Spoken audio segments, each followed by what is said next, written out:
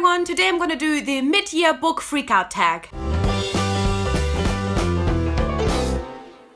I also did this last year and it has been making its round for this year's for a couple of weeks now already, but this is a tag that's kind of talking about your reading so far this year with a couple of questions. I'm super excited to get into it. This is one of those videos that's really fun to look back at when the year is over, like kind of seeing how maybe some of the things have changed. Last year, for example, a lot of the things that I was kind of talking about, they stayed the exact same. But yeah, let's just get into this year so far. So the first question is best book you've read so far this year. For this one, I have Ink Mistress by Audrey Coulthurst. This was so wonderful, and I'm just gonna put it out there. I'm gonna say it quite honestly. There's really not a lot that I think can beat this, and I'm honestly not even sure if Vengeful stands a chance against this. The other one that I think could make it would be Wildcard by Marie Lu. But other than that, I don't think there's really anything where I trust the book enough to know it could be better than this. I really, truly, absolutely love this and really wouldn't be surprised if this would end up being my number one of the year, but I think probably at least top 3. The second question is best sequel you read so far this year, and I have actually not read that many sequels. I feel like I've really been slacking with my series. Normally I'm like a series binger and I binge like a series once a month, but for some reason, I think because I'm reading so many arcs and new releases, have not really been reading a lot of sequels, but I still have a very definite winner, and that is The Daughter of the Siren Queen by Trisha Levenseller. I don't even know what to say about this. I just really love this duology as a whole. I think these books have so much depth, but at the same time they are just really light and fluffy in some way. I don't know, like they are really intense and hard, and there's definitely some good amount of like piratey killing in there, but at the same time I'm just having happy vibes when I think of these books, and I just think that this was a really good conclusion to this duology. The third question is new release you haven't read yet but want to. For this one I'm definitely gonna go with To Kill a Kingdom by Alexandra Christo. This is one of my most anticipated releases of the year, and I think out of the list of this is probably like the highest one in the ranking of books that I have not yet read that I definitely need to read soon, and I'm pretty sure it will happen very soon. Number 4 is most anticipated release for the second half of the year.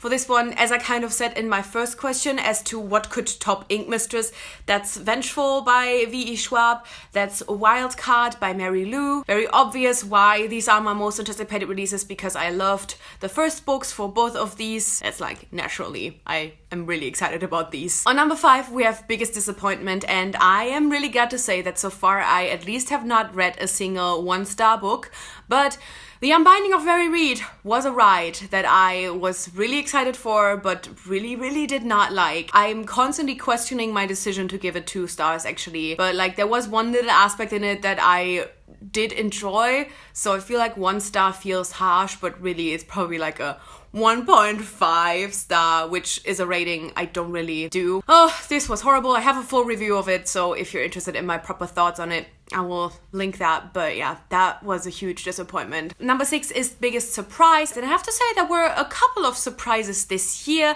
but the biggest one was for sure The Passion of Dosa by Julie Berry. I never in a million years expected to give this book 5 stars.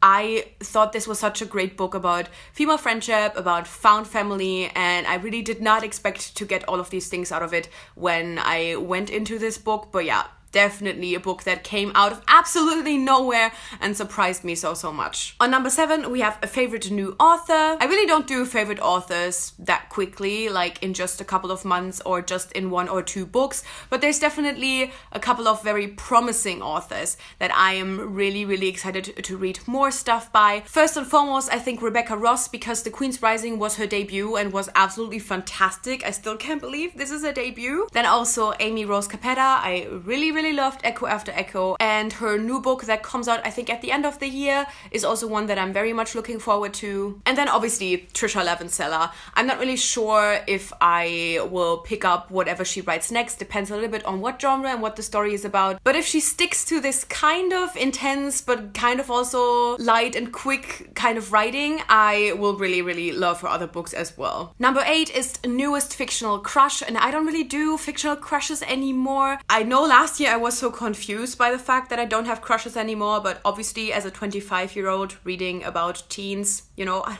think it's kind of natural. You don't really have crushes on them anymore. It makes me feel a little bit uncomfortable too. So, but I do have to say that Alfie from The Bridessiders was just written in a way that made him just incredibly swoon-worthy. And I definitely know for a fact that if I would have a fictional crush this year, it would be Alfie, because the way he was written, the way he behaved and everything made him like the perfect kind of crush material for sure. Number 9 is newest favorite character, and that is definitely Elosa from The Daughter of the Pirate King duology. She is so badass. It's so great to see a portrayal of a female pirate who like still really loves dresses, who really likes to dress up, who really likes being pretty, but then also will just stick a knife into your guts. The aesthetic of that gives me life, and I just really enjoyed her. Also, she's 100% bi, don't at me. Number 10 is a book that made you cry, and beside the obvious Would You Rather by Katie Haney, which is a memoir that I related to so much, but have mentioned 5 million times in the last couple of weeks, so I don't want to mention it again, but here, like, this is what made me cry the most. I want to mention The Queen's Rising by Rebecca Ross, because this is one of those books that made me cry for so many different reasons. There were sad parts, but I also had so many just generally emotional parts where I was just so invested in this whole found family, in the romantic relationships, in the friendships, that it just really made me tear up quite a lot of the times. So I thought this was the perfect answer because it made me cry for a couple of reasons. But yeah, this year there was definitely not a book like A Conjuring of Light that made me bawl my eyes out so far. So let's see how the rest of this year goes. Number 11 is Book That Made You Happy, and for this one I have Dumplin' and Puddin' by Julie Murphy. These do deal with a little bit of like harder topics when it comes to like self-confidence and body image, but overall I found these to be just a really great, wonderful experience. And honestly, just reading 2 more books by Julie Murphy and knowing that I also really love them, like that thought alone makes me really happy. But yeah, both great books, both just really lovely contemporaries with such great character development, with really cute, fluffy romances in it, but as I said, also a couple of hard topics. But yeah, really glad that I read these this year. Number 12 is a favorite book to movie adaptation you watched this year. And last year I had not watched any, but this year I've really been trying to catch up with some movies in the last couple of months. And so I have watched a few. When it comes to a book to movie adaptation where I have also read the book, I think the only one that I watched was The Book Thief, but I also really love that, so I definitely want to mention it here. I don't really have any comparison to the book because it's been so long since I read that, but the movie itself was beautiful, and I do think, you know, like there wasn't all of the details, I'm pretty sure, but I do think as far as the feeling and the atmosphere that the book has, I think that came across very well and just hit some more very hard-hitting parts about Nazi Germany, which is always good, you know what I mean? When it comes to book to movie adaptations generally, also of ones where I haven't read the book, Room was for sure my favorite.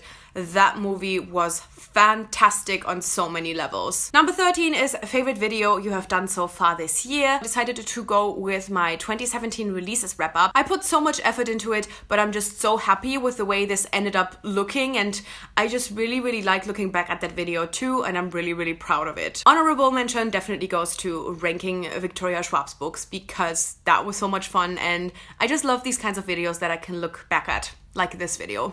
Number 14 is most beautiful book you bought so far this year, and that is The Surface Breaks by Louise O'Neill. This cover is absolutely gorgeous. All the details in it, some of it is raised. Also, like, I love this color, and then obviously also this. This book is a complete work of art, just amazing. And finally, question number 15 is, what books do you need to read before the end of the year? And I actually just did a top 5 Wednesday video on the top 5 books that I want to read before the year is over. So I'm just gonna leave you a link to that. And yeah, this was my mid-year book freakout tag. I wanna know what your biggest surprise and your biggest disappointment of the year so far was. And thank you so much for watching. I guess I'll see you soon.